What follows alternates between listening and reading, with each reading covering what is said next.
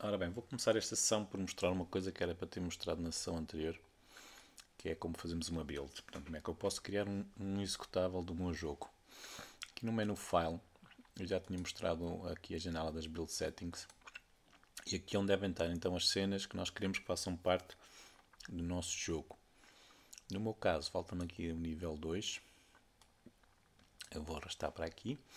Portanto, tenho menu principalmente definições nível 1 e nível 2. Depois aqui em baixo nós podemos escolher a plataforma para a qual queremos fazer a build. Como nós só instalamos a versão base do Unity, não instalamos nenhuma daquelas extensões que nos permitem fazer outras builds, só podemos fazer para Windows, Mac e Linux. Aqui escolhemos então a plataforma, aqui a arquitetura, se queremos 32 bits ou 64. Se estivermos a fazer uma build de teste, podemos ativar aqui esta opção, Development Build. Isto vai fazer com que aquela janelazinha de consola se possa ligar depois ao jogo quando nós estivermos a executar o jogo e podemos ver mensagens aqui na nossa consola. E por fim, nós podemos mudar aqui as propriedades do nosso jogo.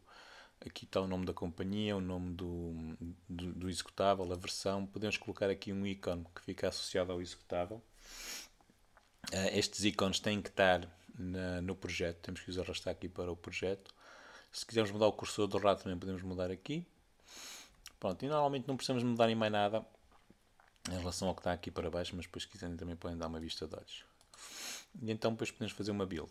Clicando aqui, indicando a pasta onde nós queremos que a build fique, e depois o que o Unity faz é criar uma pasta e mete lá dentro do executável, e dentro dessa pasta, além do executável, estão as pastas que têm os nossos assets. A primeira vez que nós fazemos a build é normal demorar muito tempo, dependendo do tamanho do jogo, 15 ou 20 minutos, porque o Unity tem que fazer uma série de operações, nomeadamente compilar os shaders que nós estamos a utilizar. Depois as outras builds são bastante mais rápidas, podem demorar até menos de um minuto a fazer. E basicamente nós ficamos lá com um executável, e clicando no executável nós podemos jogar o nosso jogo sem estar dentro do Unity. Pronto, agora voltando aqui para a nossa sessão de hoje. Para hoje, vamos ver como é que materializamos dados. Portanto, nós já tínhamos visto que podíamos definir a qualidade gráfica, a resolução, mas nada disto está a ficar guardado. Portanto, nós alteramos numa sessão de jogo, depois saímos do jogo e voltamos a entrar, perdemos essas definições todas. Uma das coisas que vamos fazer é guardar estas alterações. Também vamos guardar o nível em que o jogador jogou, que é para quando clicar no botão continuar a partir desse nível, não ter que começar o jogo desde o início. Depois vamos falar um bocadinho dos efeitos de partículas, e vamos ver que já naqueles assets que nós importamos temos aqui já alguns efeitos de partículas que podemos utilizar.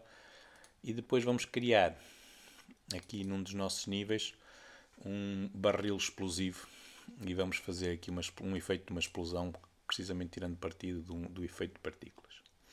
Por fim, vou-vos mostrar aqui algumas técnicas para otimização e para analisar como é que o nosso jogo está a correr, para ver se nós temos alguns problemas de performance no nosso jogo.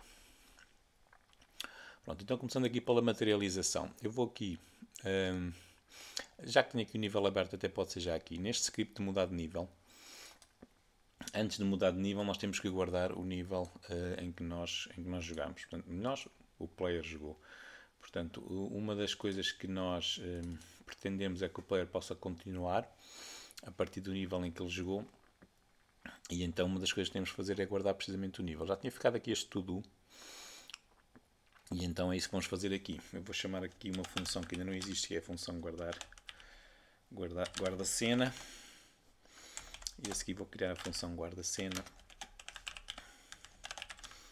Na prática, esta função que vai fazer vai guardar o índice da cena em que nós estamos a jogar, desde que seja menor do que o último índice guardado.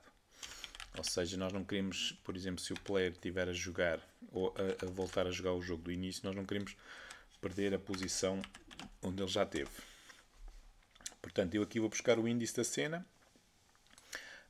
Como o cena está a começar em 0, eu ponho mais 1, porque para compensar o 0.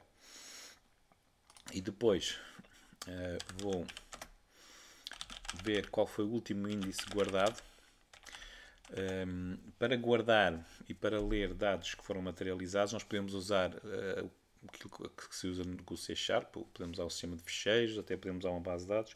No entanto, como nós podemos estar a fazer um jogo depois para correr em telemóveis ou em consolas, convém tirar partido desta classe chamada PlayerPrefs. Esta classe guarda os dados de forma independente da plataforma, portanto não interessa, porque se eu fosse guardar um ficheiro eu tinha que saber em que pasta é que eu podia guardar. Se eu estivesse no Android provavelmente não podia guardar na mesma pasta se eu estivesse no Windows, então com esta pasta não tenho que me preocupar com isso.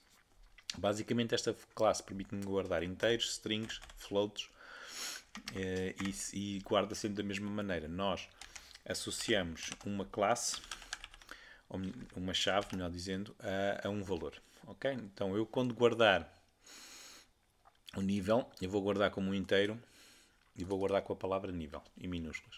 Portanto, eu aqui vou tentar ler esse valor. Se esse valor não existir, eu posso dizer que eu quero, por exemplo, receber -1. Portanto, este é o valor pré-definido, ou por omissão, melhor dizendo, no caso de não existir aquela chave. Então, eu aqui posso dizer, se o índice guardado for menor do que o índice em que eu estou, quer dizer que eu vou guardar, que eu quero guardar então este índice. Portanto, a cena onde eu estou. Então aqui vou usar o setInt. Portanto, setInt permite-me guardar, getInt permite-me ler, neste caso, inteiros. Então vou guardar o nível e vou guardar o nível, ou melhor, vou guardar com a chave nível e vou guardar o valor que está em índice. Sempre que eu guardo valores, se nós não fizermos mais nada, o Unity só vai guardar quando o jogo fechar. Então eu costumo fazer logo o save, que é para forçar a que o valor fique logo guardado. Pronto, e é assim que nós guardamos então a cena onde nós estamos. Agora, no menu principal, nós temos este código aqui.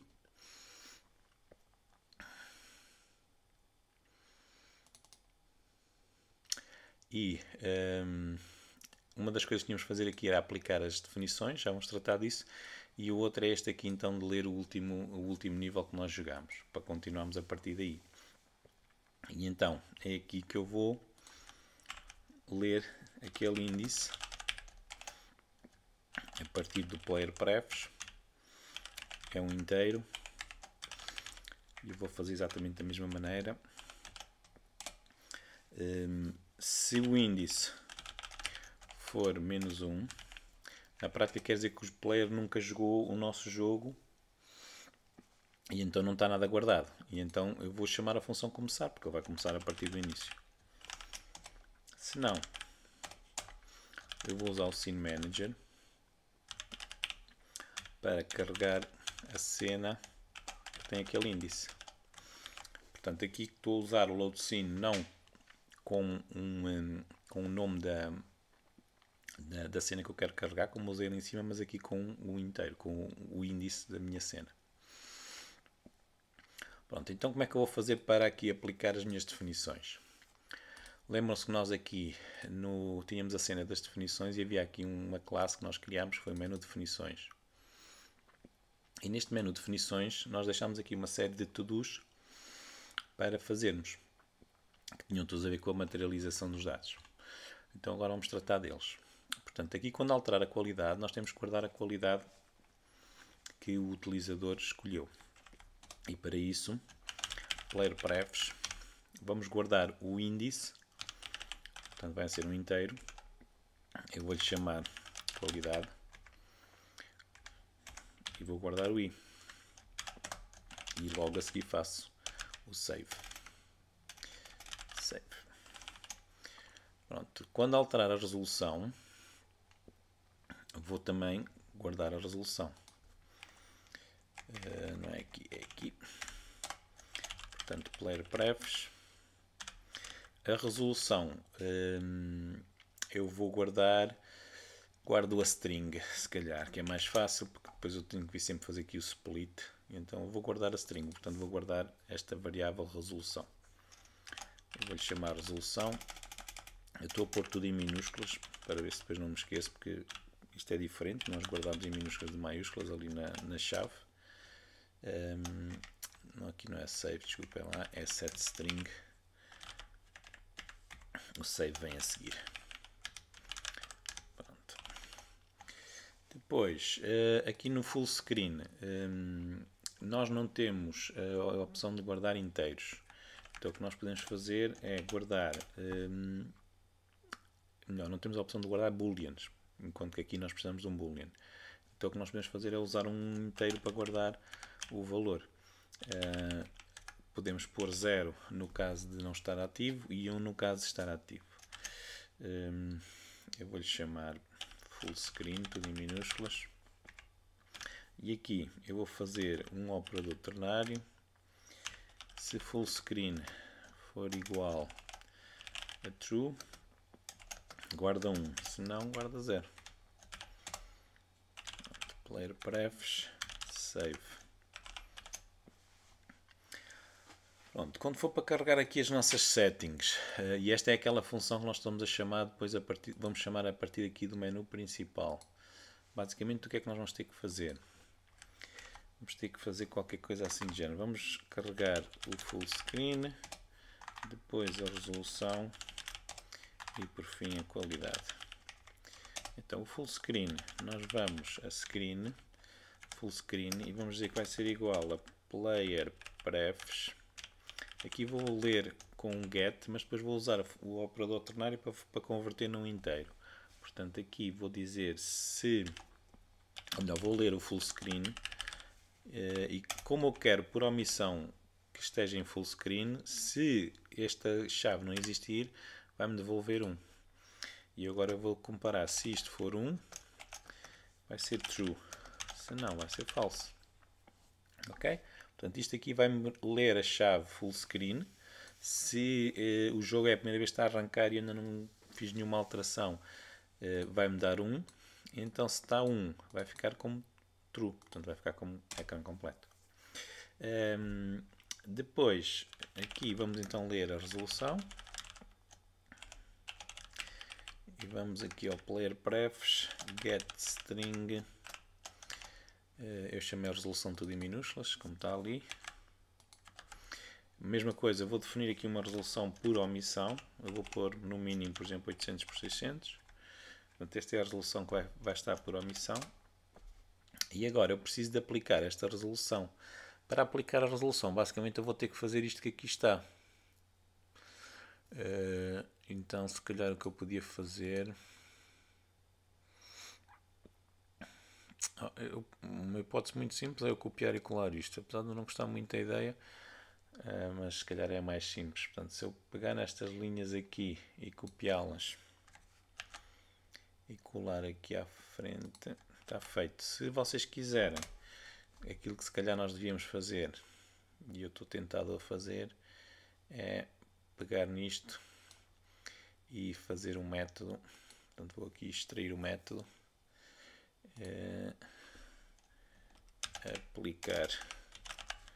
aplicar resolução,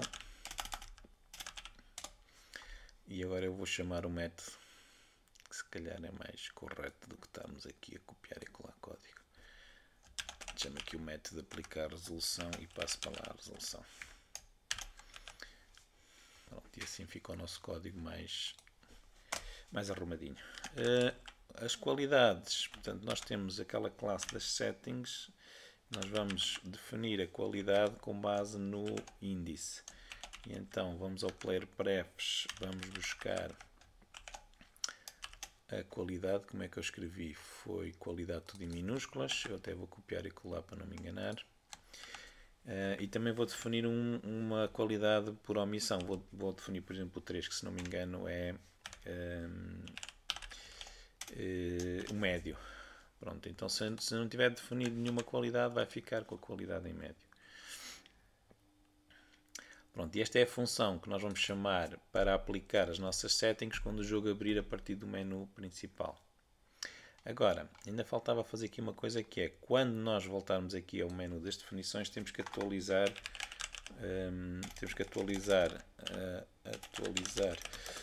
a interface de acordo de acordo com as settings.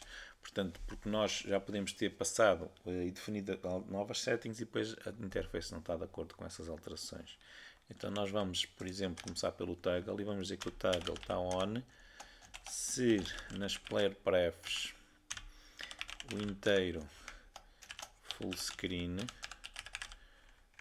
que se não existir vai estar a 1. Então esta linha é igual à que está lá em baixo, a única diferença é que nós, em vez de estarmos a guardar numa variável, estamos a alterar logo ali o toggle.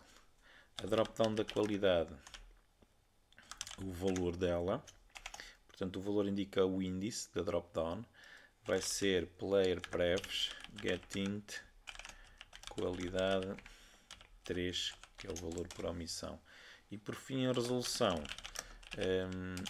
Nós, como não sabemos a posição da resolução, não podemos usar o mesmo método que eu usei ali atrás.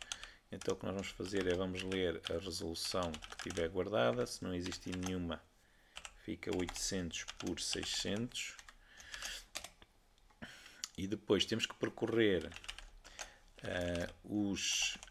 as opções todas que existirem na drop-down. Portanto, vamos percorrer options.count e se a drop-down resolução.options na posição I tiver o text igual à resolução, quer dizer que é esta a nossa resolução que vai ficar selecionada. Portanto, pomos o value igual a I e podemos fazer o break, porque já não precisamos procurar mais nenhuma. Portanto, e assim, quando abrirmos o menu das definições, deve estar atualizado de acordo com as definições, caso já tenham algumas. Pronto, vamos então experimentar o nosso código. Eu vou voltar à cena do menu principal. Vou executar e vamos ao menu das definições. Portanto, vamos aqui a definições. Portanto, está em high, é o terceiro, quer dizer, é o quarto, porque é 0, o primeiro. Portanto, eu vou pôr em ultra e a resolução vou pôr no máximo. Faço voltar. Se eu voltar lá agora, estão a ver, está de acordo com aquilo que eu defini. Se eu começar a jogar, portanto, tenho as sombras, tenho cá tudo. O que eu vou fazer agora é passar para o nível 2. Vou aqui à porta e entro. E agora vou para o nível 2. Pronto, este é o meu nível 2. Estão a ver que não está cá a casa. Agora vou sair do jogo. Se eu fizer continuar, devo ir para o nível 2, que é o que não tem a casa. Se eu sair e fizer começar, devo começar no nível 1. Se eu sair e fizer continuar, devo voltar ao nível 2, porque eu não guardo o nível quando é anterior ao nível onde eu já joguei. Pronto, e está a funcionar a nossa materialização dos dados. Se vocês quisessem, também podiam guardar a vida, por exemplo, que o player tinha, e depois era uma questão de carregarmos a vida quando o jogo começasse, ou quando, melhor dizendo, quando nós fôssemos ao continuar. Não é? Mas pronto, basicamente a materialização dos dados funciona assim. Portanto, tirando partido daquela classe do player prefs, nós podemos guardar e ler os dados e não temos de nos preocupar onde é que eles ficam guardados, porque vai funcionar sempre. Eu vou voltar aqui ao nível 1 e vamos falar então agora um bocadinho do sistema de partículas. Portanto, quando vocês pretenderem efeitos como fumo, fogo, água a cair ou a jorrar, portanto, existem muitos efeitos que nós podemos fazer, ou até podemos utilizar para spawnar modelos tridimensionais, desde que sejam muitos. O ideal é, para esse tipo de situações, então usamos um sistema de partículas. No Unity o sistema de partículas já evoluiu. Portanto, inicialmente, e acho que ainda anda aqui a versão antiga do sistema de partículas, inicialmente era bastante mais limitado e aos poucos tem vindo a melhorar. Portanto, aqui no menu Effects temos aqui o Particle System. Eu vou fazer aqui o reset dele e depois vou puxá-lo aqui para o pé do player.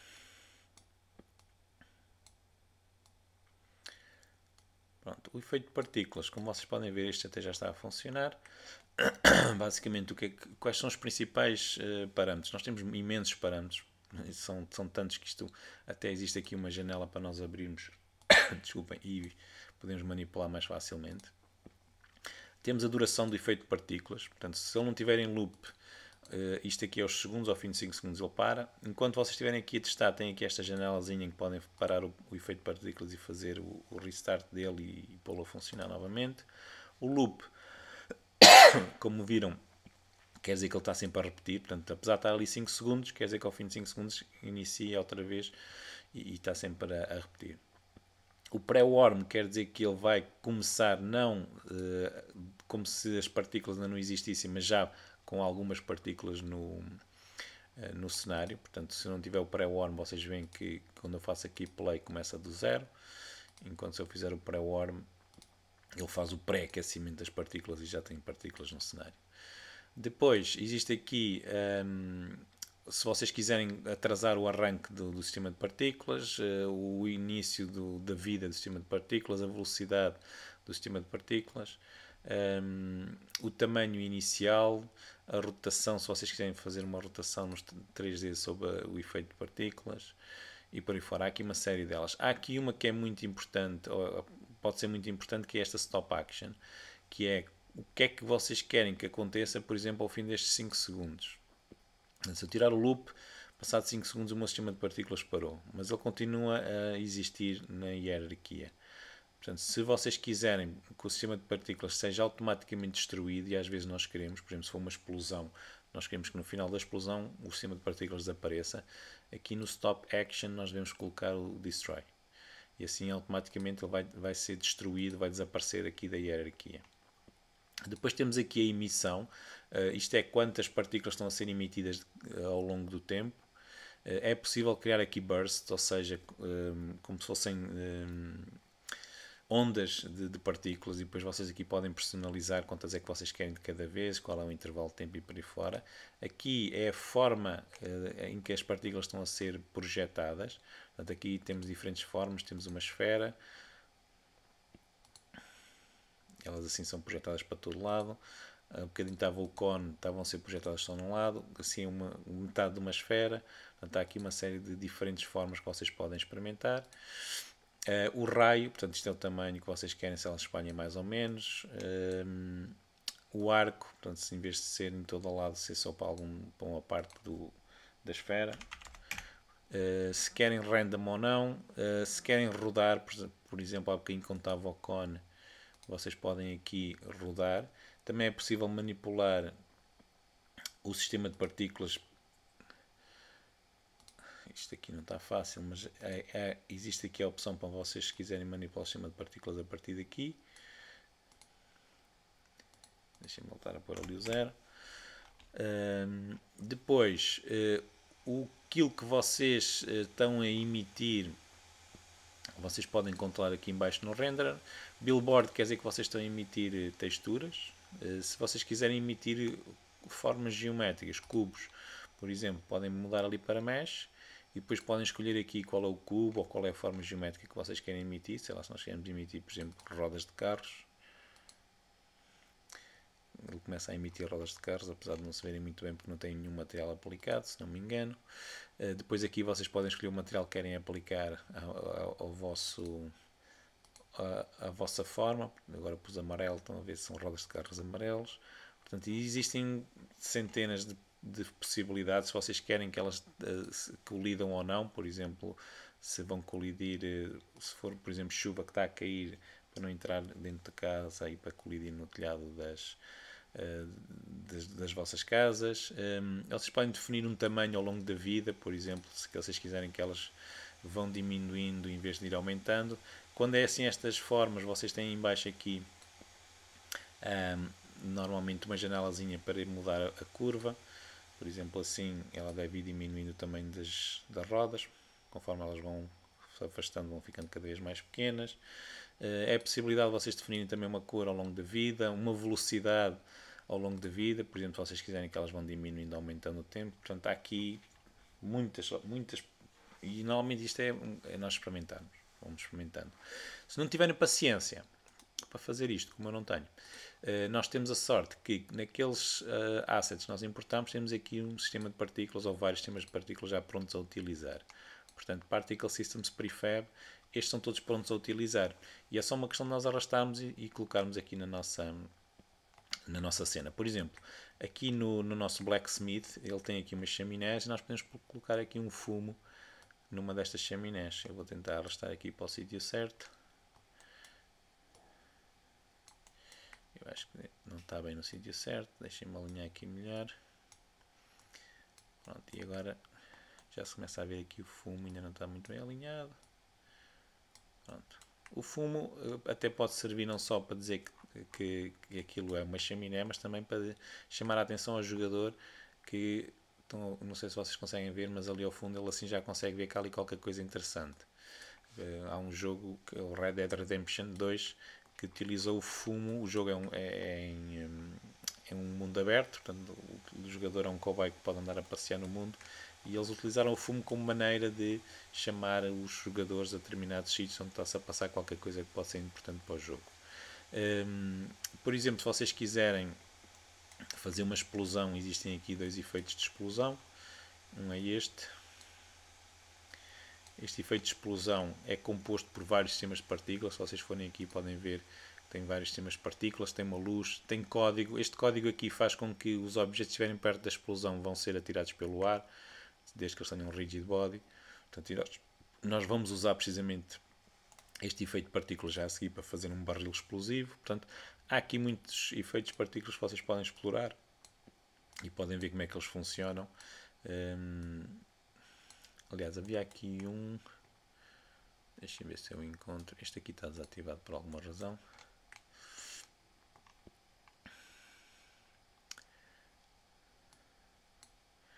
Não era este que eu queria. Há aqui um...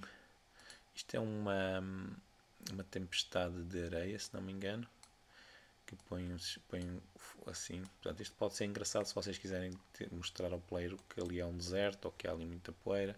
Portanto, pode ser interessante para criar assim um ambiente no vosso jogo. O sistema de partículas também é preciso ter algum cuidado, que eles podem ser um bocadinho pesados. Alguns sistemas de partículas são muito complexos e por isso é que há aqui algumas versões que diz mobile, que são mais simples para usar em jogos, que é para telemóvel. Portanto, aquela nuvem de areia, aquela tempestade de areia pode ser um bocadinho mais pesada. Então, se vocês quiserem, podem experimentar usar esta, que é a que diz mobile. E deixem-me ativá-lo aqui. Alguns por alguma razão estão desativados.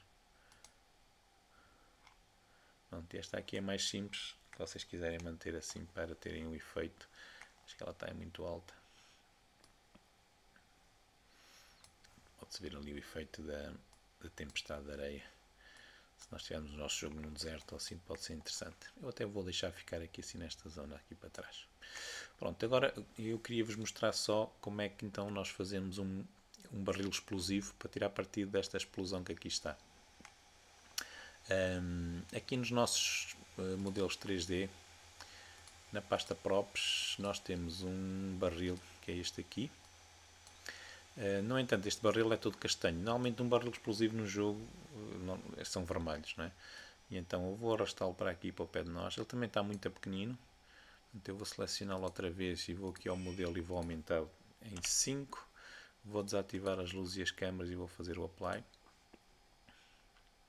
Pronto, e depois vou fazer outra coisa, que é no separador materiais, vou extrair os materiais. Vou escolher a própria pasta dos props. Pronto, e se vocês repararem, o barril no renderer tem 3 materiais. Portanto, um deles é o castanho desta parte de madeira. E o que eu vou fazer é alterar esse castanho para ser avermelhado. Ok? Então eu vou aqui. Eu não vou mexer neste castanho porque ele pode estar a ser usado noutros materiais e por isso depois estragava. Eu vou duplicar, vou fazer Ctrl D. E agora vou-lhe chamar Red Wood. E agora vou ao meu barril e vou arrastar o meu novo Red Wood para cima do que diz só Wood. Pronto, e agora posso aqui no Red Wood mudar a cor para ficar assim um vermelho. E assim toda a gente joga jogos já sabe que um barril vermelho é um barril que explode. Pronto, então quando é que ele vai explodir? Vai explodir quando levar com uma pedra em cima. Portanto, o player vai poder usar o barril para... o vermelho não ficou muito bem, mas depois eu se calhar ajusto para ficar mais vermelho. Está assim meio alaranjado. Mas eu também não queria que ficasse assim um vermelho muito muito violento.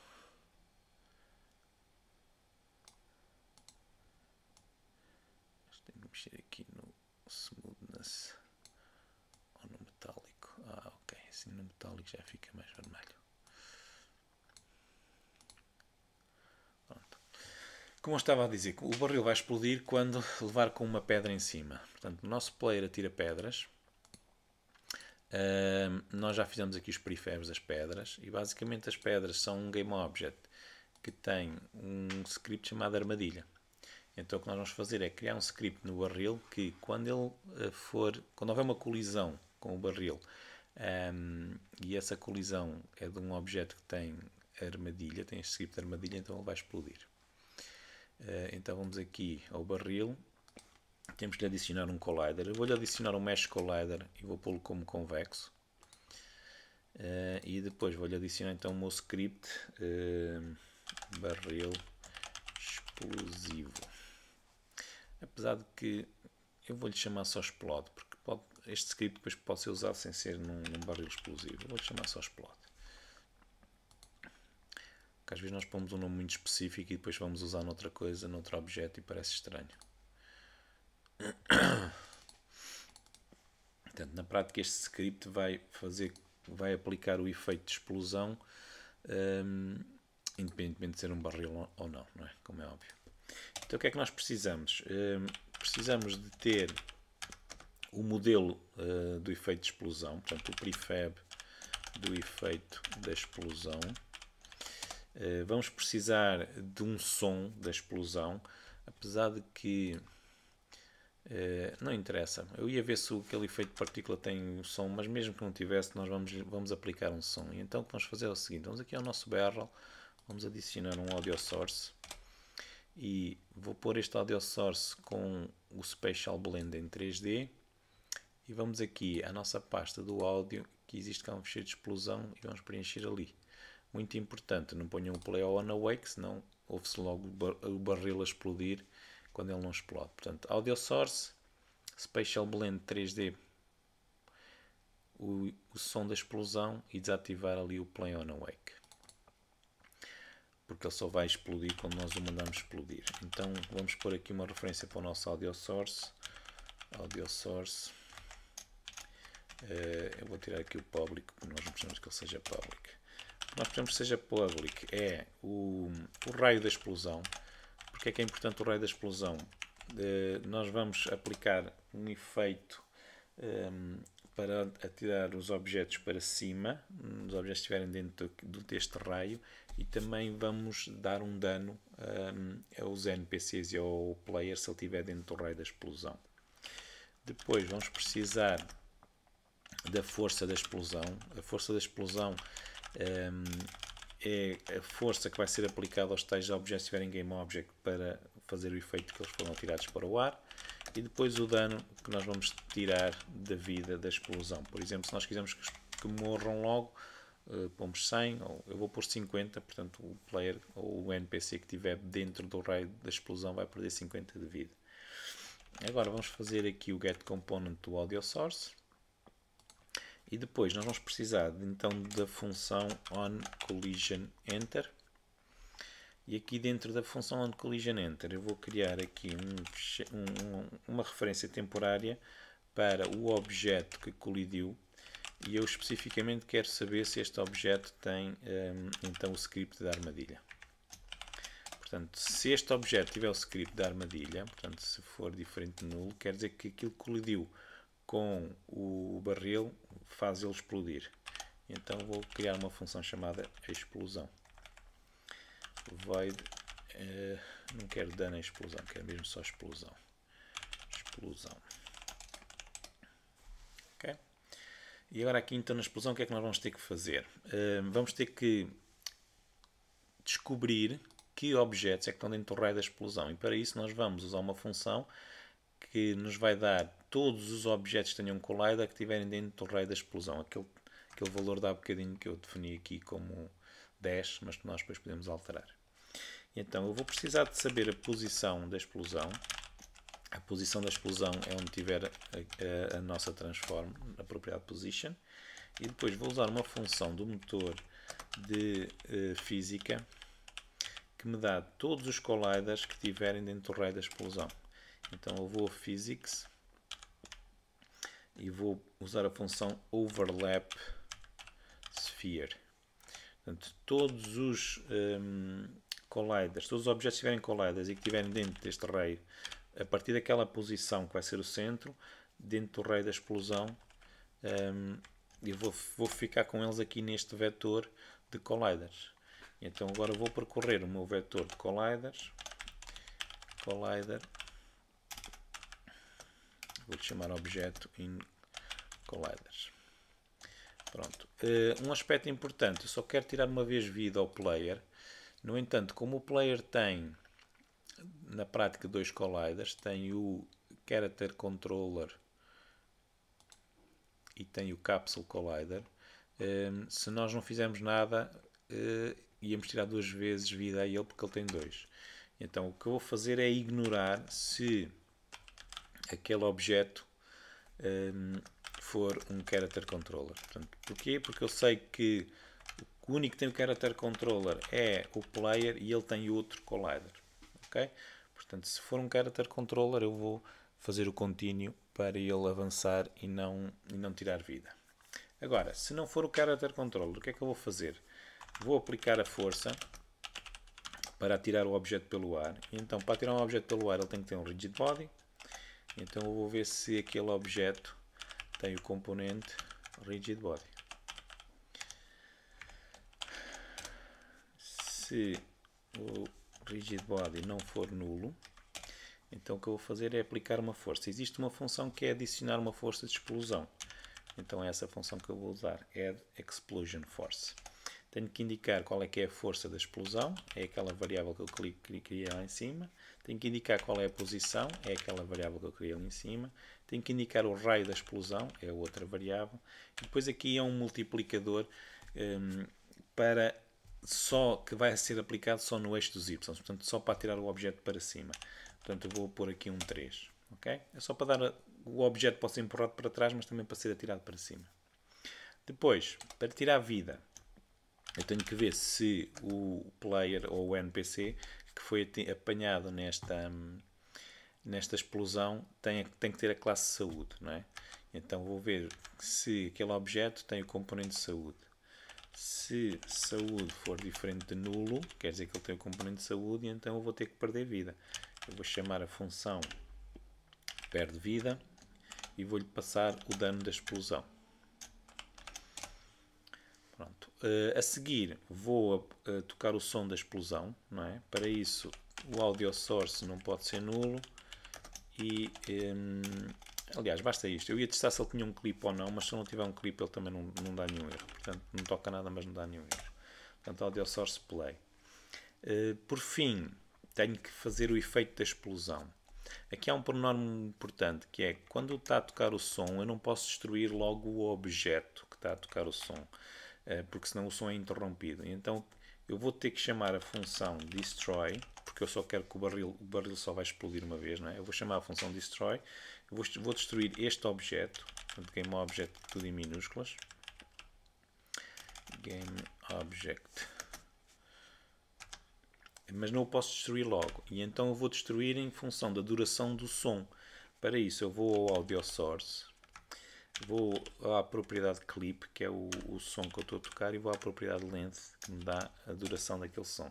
Então, só vou destruir o audio source quando o som terminar. No entanto, eu não quero que o barril esteja ali, por exemplo, alguns milissegundos, visível enquanto ele já está a explodir. Então eu vou desativar o renderer dele e por segurança também vou desativar o collider. Não vai ele estar uma segunda pedra a atingi-lo e ele explodir duas vezes. Então eu vou fazer transform get component renderer. O que é que faz eu desativar o render? Na prática ele vai ficar invisível, mas não o destruo, porque senão ia interromper o som.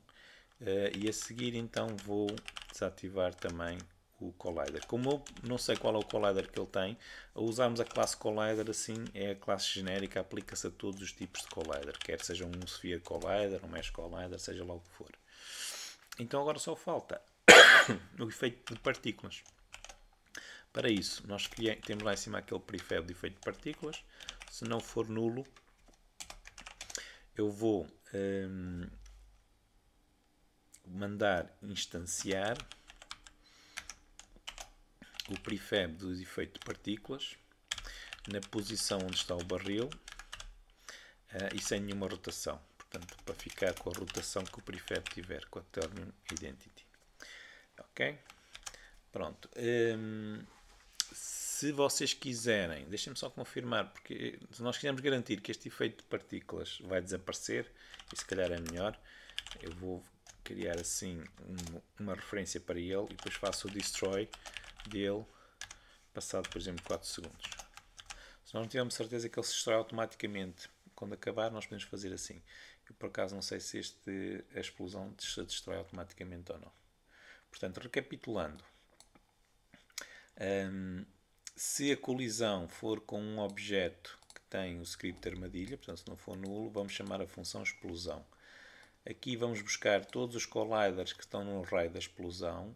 Se for um character control e ignoramos, passamos ao seguinte, porque o player também tem outro collider, senão íamos tirar 2 vezes vida ao player. Aplicamos uma força àquele objeto só no caso dele ter o rigid body, daí este if. Tiramos vida àquele objeto só no caso dele ter a classe saúde, porque senão não podemos tirar vida.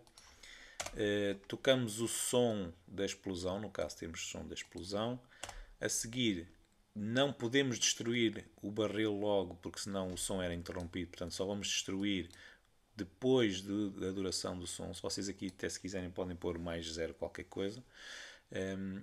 Desativamos o renderer para o barril desaparecer da nossa cena.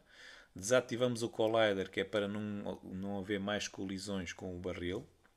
Se não desativássemos o collider e ele fosse atingido por outra pedra, ia explodir outra vez, por exemplo. E a seguir aplicamos então o efeito de partículas, caso ele exista, e mandamos destruir passado 4 segundos aquele efeito de partículas.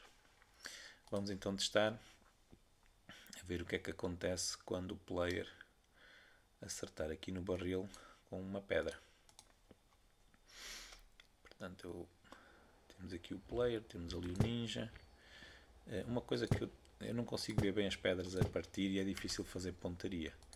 Então vou aqui ao meu Cinemachine, vou aqui à parte do body e aqui no Y eu vou aumentar, por exemplo, para 3 ou para 2. Eu vou pôr 3, que é para se ver assim mais alto a câmera e se ver as pedras a serem atiradas e assim é mais fácil fazer pontaria. E agora vou atirar uma pedra para ali. Pronto, ouviu-se o som, mas não só ouviu o efeito de partículas e reparem que o ninja morreu, mas não tem o efeito de partículas porque eu ainda não o preenchi. Ok? Então eu vou aqui, onde é que está o meu script? Está aqui em baixo, eu tenho que preencher aqui o efeito de partículas, portanto para isso vou a Assets, Standard Assets, Particle System, Prefab e vou Explosion e vou arrastar para ali. Aqui vou tentar outra vez. Eu vou só fazer uma pequena coisa, é esperar que saia daqui aqui a ver se saia daqui uma daquelas coisas que estão ali, uma cereja, que é para ver se ela é tirada pelo ar, porque ela tem um rigid body e quando eu acertar ali no barril ela deve ser tirada pelo ar, e foi, não sei onde é que ela foi parar. Está uma ali atrás, não sei se foi ela nesse, não. Mas pronto, viram o barril e tirou-me vida a mim próprio, porque eu estava dentro do raio da explosão. Portanto, agora aqui é uma questão de nós ajustarmos. Se acharmos que o raio da explosão está muito grande, diminuímos o valor aqui. Em vez de 10, pomos 5, por exemplo. E por fim, o que eu vou fazer é criar um prefab do barril. Portanto, arrastando aqui para a pasta dos nossos prefabs. Original. E vou pôr a explosão dentro da pasta de scripts. Pronto. Para terminar, eu queria vos mostrar aqui mais 2 funcionalidades do Unity que podem ser interessantes. Uma é esta aqui, Occlusion. E esta é muito simples de utilizar, é só fazer o bake. E reparem o que é que está a acontecer aqui na nossa cena. Portanto, o Unity começa a calcular, ele até já calculou, começa a calcular as áreas que são visíveis e que não são visíveis e as áreas que não são visíveis ele nem sequer as manda para a placa gráfica para desenhar. Portanto, como podem ver, a câmara está aqui atrás daquela torre e aquele bocado ali nunca vai ser visível e por isso ele já nem o desenha. A mesma coisa com aquele bocadinho ali do terreno. Portanto, o occlusion é basicamente a capacidade de nós permitirmos que dinamicamente o Unity decida o que é que se consegue ver ou o que é que não se consegue ver e a partir daí ele manda mais coisas ou menos coisas para a placa gráfica. Portanto, se vocês repararem, quando eu aumento aqui, aqui atrás há coisas que deixaram de se ver e além também, e ele não manda para a placa gráfica. Portanto, se nós tivermos um cenário muito grande, isto é muito importante porque poupamos muita memória na placa gráfica e ele fazer o render na placa gráfica. A outra coisa que eu vos queria mostrar é aqui no menu Window Analysis Profiler. Portanto, esta janela do Profiler eu vou colocá-la aqui em baixo ao lado da minha cena e vou pôr a jogar o nosso jogo. Vocês aqui podem ver a performance do vosso jogo, podem ver que frames é que está a correr e o que é que está a ocupar mais ou menos tempo. E até podem clicar num destes momentos, o jogo ficou em pausa e depois podem vir aqui analisar e tentar perceber o que é que demora mais, o que é que está a demorar mais tempo neste momento. Então podem ver aqui que foi o player loop, tem 76% do total, sendo que 62% é a render da câmara. Portanto, é uma coisa que nós à partida não podemos fazer nada a não ser diminuirmos o nosso cenário, por exemplo. Se nós virmos que há aqui qualquer coisa que demora muito tempo, que é no nosso código, aí sim temos que estar preocupados e temos que ir ver o que é que se passa. Outra coisa que nós também devemos tentar fazer é evitar que esta coluna aqui do Garbage Collector tenha muitos valores, especialmente valores muito altos. Quer dizer que o computador está a fazer a alocação e a libertar a memória enquanto estamos a jogar e isso é um processo que pode demorar algum tempo. Portanto, nós podemos analisar especialmente estes picos aqui, mais altos, e podemos ver se existir aqui alguma coisa que tenha a ver com o nosso código e que nós devemos analisar e devemos tentar melhorar o nosso código e estudar maneiras de otimizar o nosso código. Pronto, e basicamente era isto que eu queria vos mostrar nesta formação e ficamos por aqui neste último vídeo.